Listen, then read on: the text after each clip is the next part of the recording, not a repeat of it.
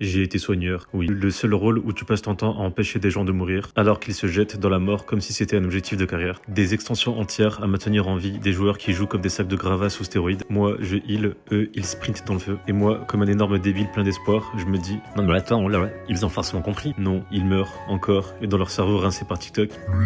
À force, j'ai compris un truc, je ne soignais pas un groupe, je faisais du service après-vente pour gens trop cons pour lire une mécanique. Je colmatais des fuites de QI en temps réel, comme un plombier appelé après qu'on a chié dans le ballon d'eau chaude. Et le pire, je revenais à chaque extension, volontairement. Comme si le wipe en pick-up était un kink, comme si j'aimais souffrir, mais avec témoin. Alors j'ai arrêté, à Midnight, je joue Chevalier de la Mort impie. Reworké, testé sur la bêta, et soyons honnêtes, ils n'ont pas retravaillé une spé, ils ont accouché d'un nécromancien sous acide. À partir de là, ce n'était plus un choix, c'était une obligation morale. Je m'appelle le nécromancien, je joue un nécromancien, la boucle est bouclée. Sinon, autant se chier dessus et appeler ça un cosplay. Je ne soigne plus les vivants, je commande une armée, des ghouls à l'infini. Et soyons très clairs, je n'ai pas choisi cette spé juste pour être fort, je l'ai choisi pour casser les couilles. Il va y avoir tellement de ghouls sur la map que vos PC vont transpirer par le cul, des chutes de FPS, des écrans remplis de cadavres qui bougent, des joueurs qui ne verront plus rien, mourront quand même et accuseront le lag. Spoiler, ce n'était pas le lag, c'était moi. Mes ghouls au moins ne ninja pool pas, ne meurent pas dans la première AOE et ne tapent pas après avoir fait n'importe quoi. Elles obéissent comme des chiens bien dressés, ce qui, statistiquement, les place au-dessus de pas mal de joueurs. C'est fou comme le leadership devient simple quand tes employés sont déjà morts et que le serveur commence à tousser. Et tant qu'à sombrer, j'ai tout donné.